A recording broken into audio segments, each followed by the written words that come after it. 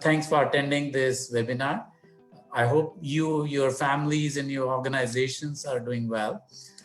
These are indeed difficult times, among the most difficult that we've seen last probably 10, 20 years. And there would be very few people or organizations that would thrive in the current environment. But I think if you're getting through this difficult time, surviving, the future may be far more brighter and far less challenging. So the key really over the next few minutes, as we'll discuss, is really about surviving this difficult period and being prepared for the next upturn when it comes. We are seeing some encouraging signs. We are seeing a somewhat dim light at the end of the tunnel. Hopefully that light will become brighter as days go by. So already we are seeing some signs of the pandemic sort of getting stable or even waning, and some strict measures being relaxed. So there is hope, and I think things, let's hope, will keep improving. A lot of times I'm asked, would you have predicted this? And honestly, the correct response is no, I wouldn't. I don't think too many people would have predicted it either. I think the key in crisis, responding to crisis or being prepared to respond to crisis, is not in being able to predict it, but in being able to survive and respond to it and being prepared for the next one. So I must say I'm no wiser than the next person. Okay, I'm sure you people are very wise operating your companies, day in, day out, as well as in these challenging times. So it's not as if I know something that you don't, but I have some insights, some perspectives that I could share with you. As I said, anticipating is very difficult, but crises often follow good times. So that is a good thing to remember next time things seem very good or great. There's often a big dip coming after great times, but there is also some good times coming after a crisis. So there's always both sides to the story.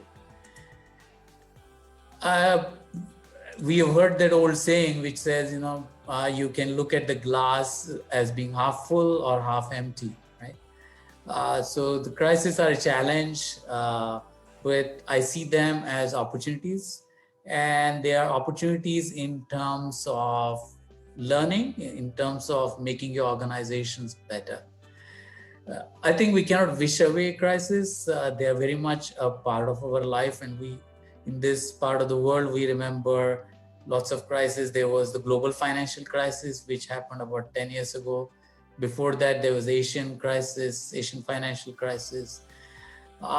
Even going forward, these crises are likely to continue. So there could be trade wars, and there's apparently a trade war on the horizon between the US and China, and there would be other countries affected as well. There could be other crises in terms of IT-related attacks. There could be debt-related. There could be health-related crises, as in the current one. So they're very much a part and parcel of our life. So what we want to be doing is be better prepared for them. The current crisis is really, really very, very severe because of the public health concerns and because of the fact that it affects almost everybody. And that is what makes it extremely severe, and that's why we have been locked down, confined to our homes, cannot visit our offices, and so on. So what I'm going to, as I said, the key task is to get over this and be prepared for the future. So that's the thing I'm going to talk about. What I'll do is I'll take about maybe 10, 12 more minutes, and then I will take questions at the end. So please hold your questions until the end, and that's what will work better in terms of time utilization and getting through the material that we want to cover. I've been an academic for many, many years, many decades, and One of the things that I have advised for to managers is and companies is the strength of the balance sheet. I think, and for SMEs that's even more critical. I cannot overemphasize the importance of a strong balance sheet. I think Warren Buffett, who is a sage in terms of investing, and a very good businessman as well, because he's bought a number of companies. He says debt is toxic, and well, debt is essential in many cases, but debt can be dangerous. So I have 3 rules about balance sheet. Avoid debt as much as you can. You don't have to completely avoid it, but avoid it as much as you can. So how can you avoid that? Build your kitty by squirreling away money for a rainy day. So whenever you make profits, retain some of it, put some of it away. Even if you take on debt, put it, have the capacity to repay it. Sometimes debt can be very cheap, as in the current environment, the interest rates are very low. So there is a temptation to borrow, but I think preparedness is critical, which means that if the time comes, you have to be able to repay the debt, and that's where, or at least a good part of it. I would also say use debt for purchasing assets that are more liquid than less liquid, because again, during crisis, it is the liquidity that matters. And I would also suggest that don't use debt for expenses or investment that aren't absolutely essential. I would use debt only for productive purposes. I think sometimes companies take on debt to say pay bonuses to employees. I think that's a bad idea. Use debt when you must, and use it productively, so that in bad times you can really scale back that debt and repay part of it, so that you are in a position, you are not caught off guard, right? The other message I have is seeking diversity. And I think when we say diversity, we often think of gender diversity. That's not what I mean. I think that's important, but that's not what I'm going to discuss today. Some people think of it as ethnic diversity, right? Like whichever different ethnic groups. Again, that's important, but that's not what I'm going to talk about. What I'm going to talk about is seek diversity in terms of customers. Serve multiple customers, serve customers from different industries, serve customers from different geographies, serve customers from different segments. I think that's the diversity I am getting at. So it is diversity of customers, diversity of the uses of your products, or diversity of the sectors you are selling your products or services to.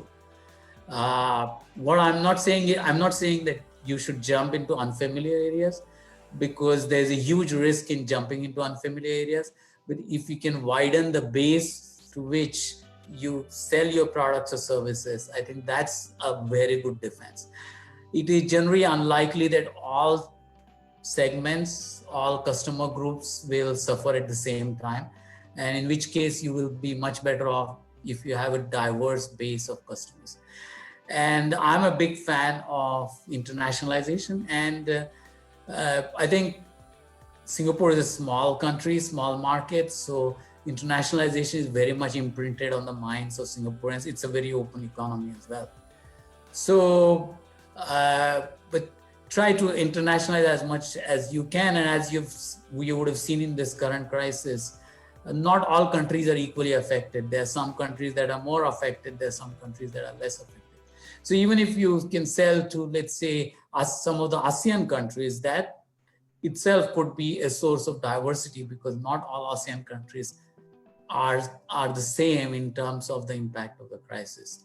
So I think diversity in terms of customer segments, in terms of geographies, in terms of types of customers, small, large, etc., that all helps, because that is a stabilizing influence on your sales and profits. The next message I have is being open to new business models. And as we've seen, that because we can't go into offices, we have now switched to using online collaborative tools. Because we can't have physical meetings, we are using Zoom meetings and everything, right? So technology is a big enabling force for collaboration.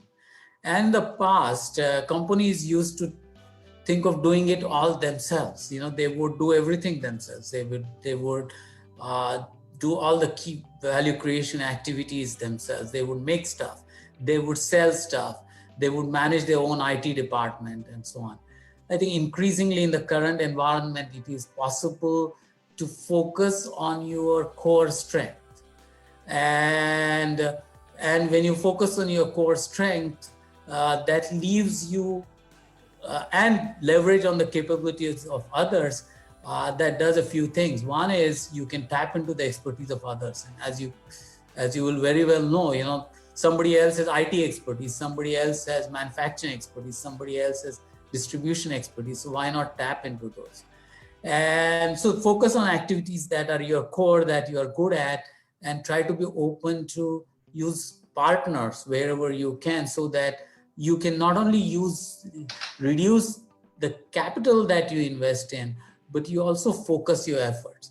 And one of the really great principles in life, which very few of us practice, is the 80-20 principle, which says that 20% of what we do gives us 80% of the results, which by definition means that 80% of what we do gives us remaining 20%.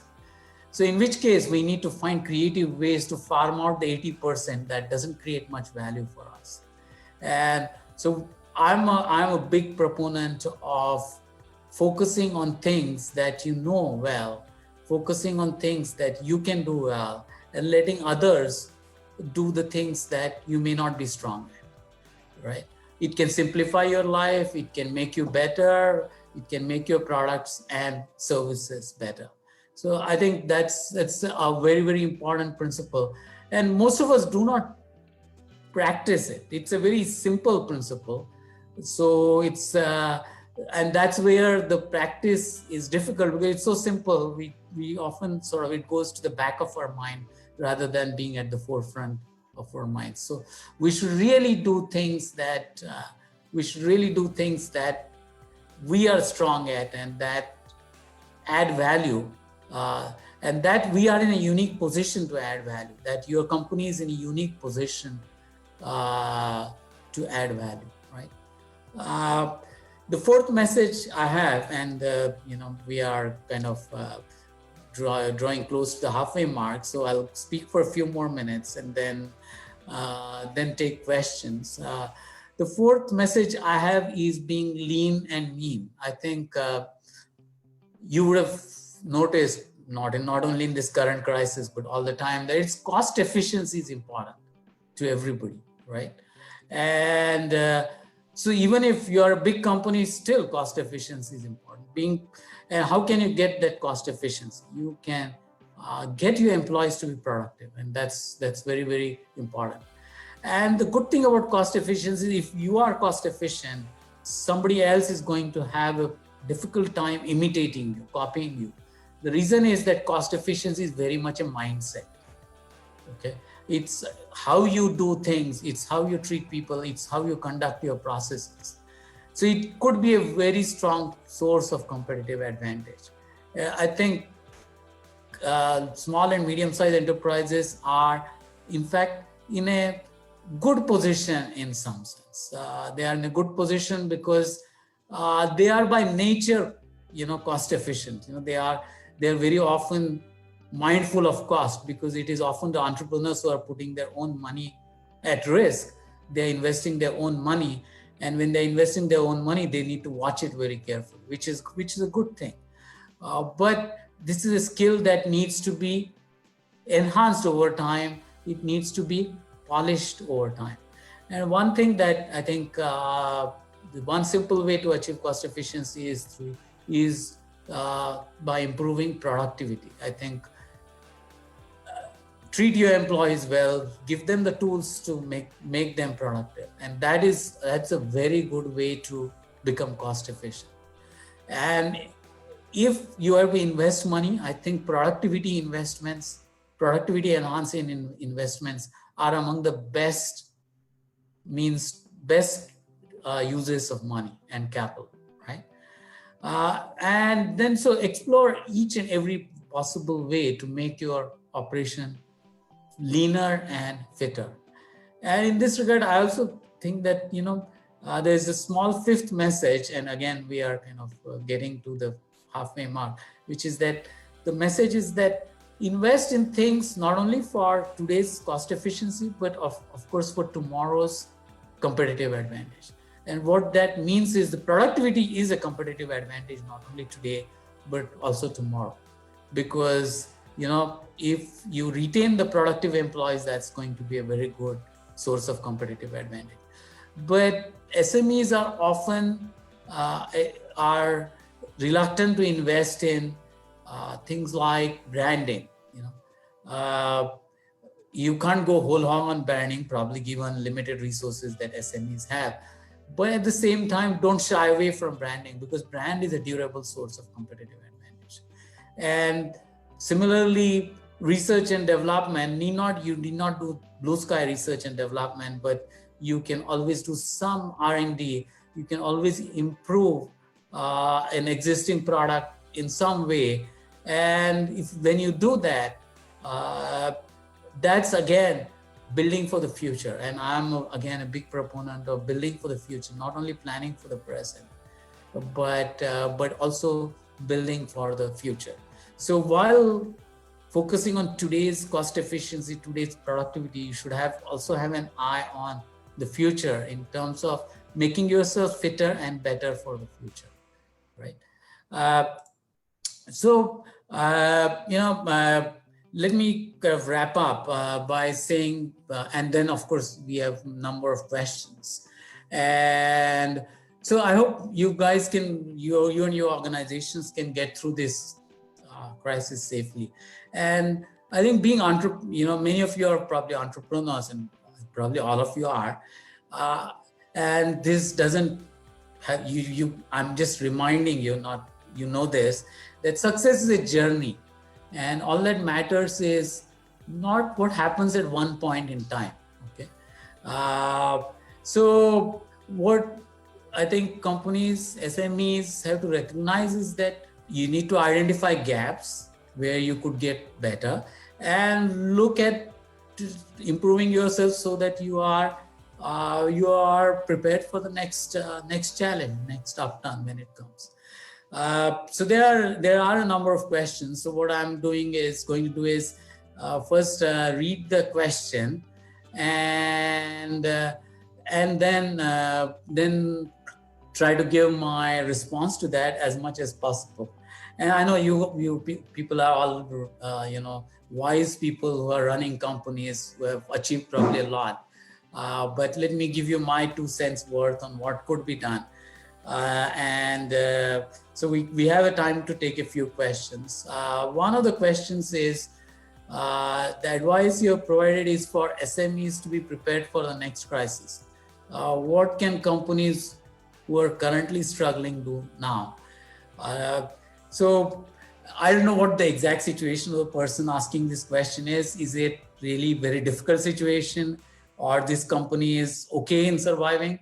The government is giving help as well. In the short term, I will conserve resources as much as I can. In the short term, I will try to get as much revenues as I can. But I would be prepared, as in I would keep looking to make my organization leaner and fitter. I would try to keep pushing productivity. I would try not to lose the muscle. The muscle in any company is its employees, right? Those are the strengths of any company. I would try to retain the muscle as much as I can for the next upturn. I would try to make sure that I provide some customer service so that customers remember me well, rather than some company whose service dipped a lot. So I would do those things, take care of customers, take care of employees, try to be as lean and as fit as I can, and wait for, of course, the government, as well as there's help available from banks and other quarters. But that's what I would do. I hope I've answered that one. The other question is about what about digitization, and is it case of digitize or die for SMEs? I think digitization is great. So the need for digitization would vary across sectors. Not everybody would have the same need for digitization. But when I talked about getting lean and mean, digitization helps you become lean and mean. And actually, this current crisis has a silver lining in some sense.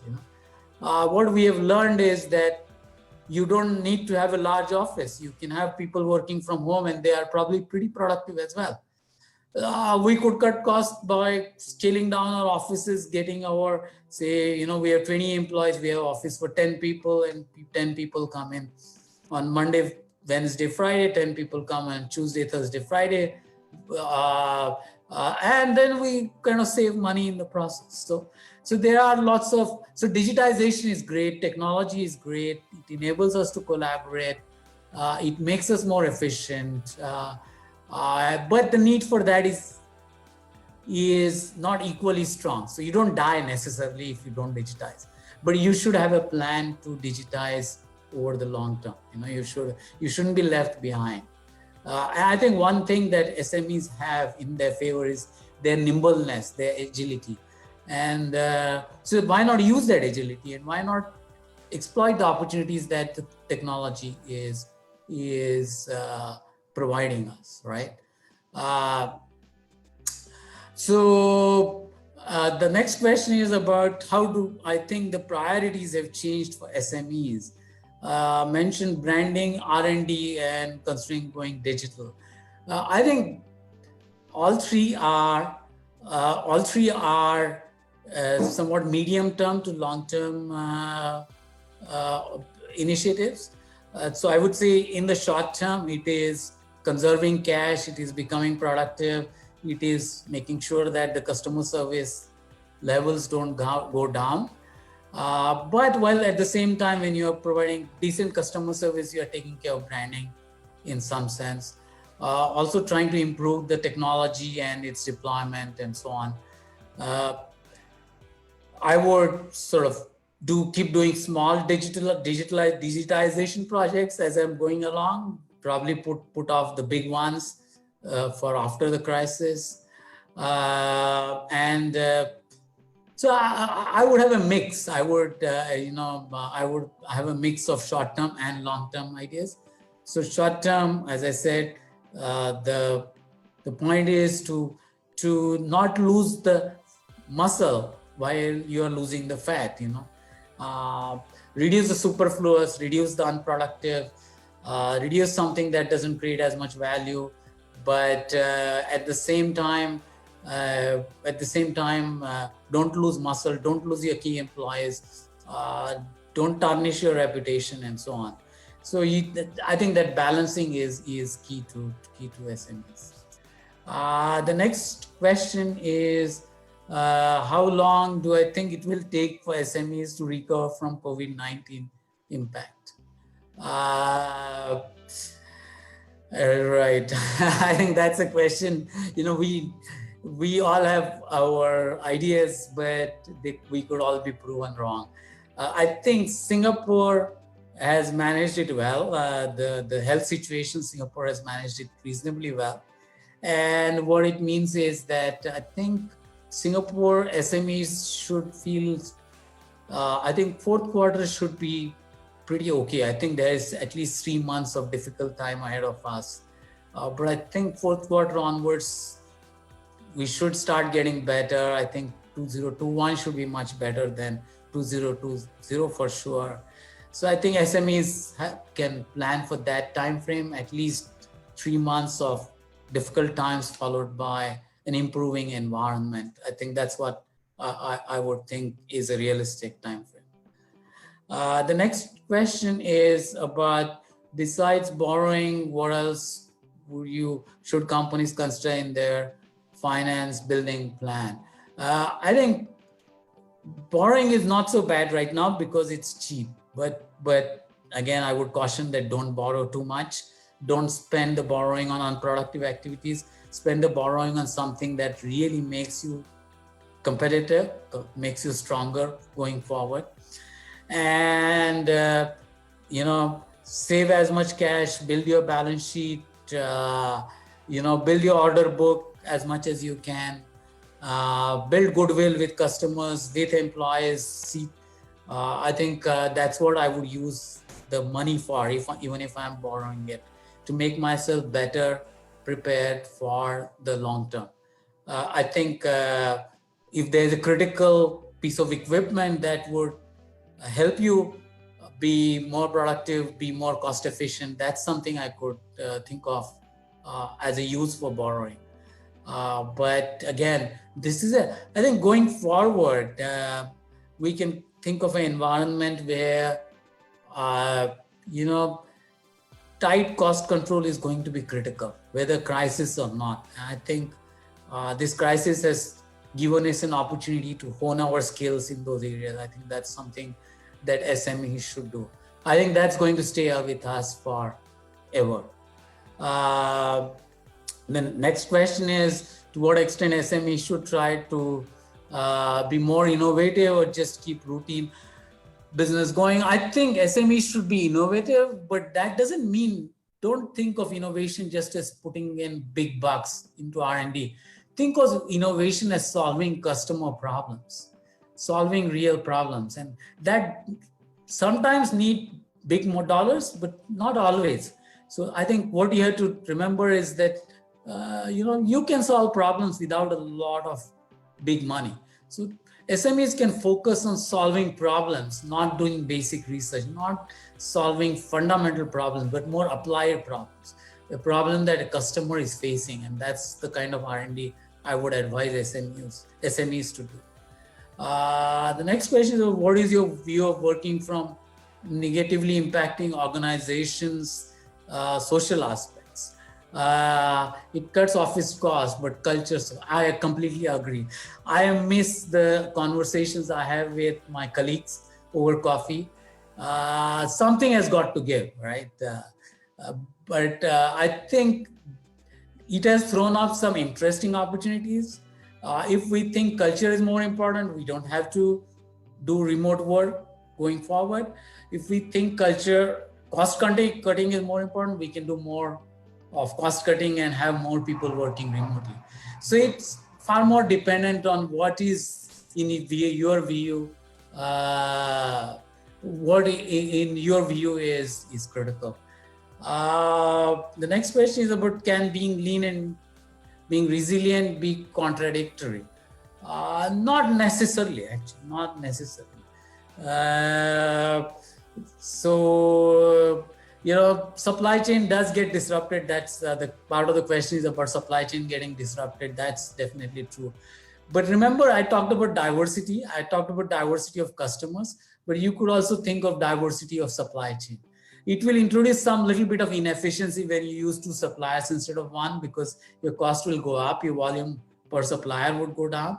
At the same time, you would become more resilient. So it's not a contradiction, it's slight contradiction, but not a huge contradiction, I think it can be done simultaneously, right? The next question is about more governments may pursue insourcing rather than outsourcing because of travel restrictions.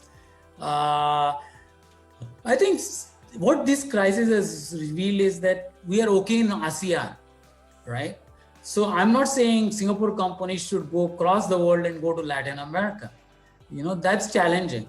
But go to Laos, go to Cambodia, go to Thailand, go to Malaysia. These are things that can be done. I think, if anything, this crisis has shown us that those are good ideas, not really bad ideas. So for SMEs, being truly global is a difficult challenge, but I think being regional is definitely possible, right? Then the next question is, how can we increase the lead of the government links to SMEs to help them international. I think the government can facilitate going overseas. The government cannot really, and the governments can give funding in key areas, like if you are doing market research, that's what, yeah. So I've been told by my admin that we have a couple more minutes, so the government can help. But I think SMEs and any organizations must learn to stand on its own. I think that's one thing, you know. So the government is very much a facilitator. We shouldn't be dependent on the government for us to survive and to go forward. So look at the government as a facilitating force and use them to gain knowledge, to gain connections, to gain networks, maybe to get selective funding. But in the end, the responsibility of competing overseas is yours, not the government. And then one more question: how if efficiency is no longer the problem solving for particular SMEs, but change to entire new business? And that's a good question, India. I think there are many good questions, and I certainly wish I had more time to answer those questions. But the point here is that SMEs, I think efficiency is always critical, but at the same time, you should do things that build for the future, as I said. You know, in strategy terms, we call it blue ocean and red ocean. Red ocean is about improving your current efficiency. That's the red ocean. Blue ocean is discovering new things. You need a portfolio. Okay? I've been told that I should wrap up. Please feel free to send me an email. I'll be happy to answer questions via email. We do have a series of these webinars Wednesdays. Tune in on Wednesday at 1 p.m. Singapore time, when my colleague Prof. Duan Jin Chuan will talk about risk management. And that's very important, and fintech in the new normal. So fintech and risk management both are very critical, and for SME especially. And again, thank you again for tuning in, for listening, for your questions. I wish you and your organizations the very best, and I'm confident that you will overcome this crisis and emerge from it stronger than before. Have a great day, great week, and all the best. Thank you.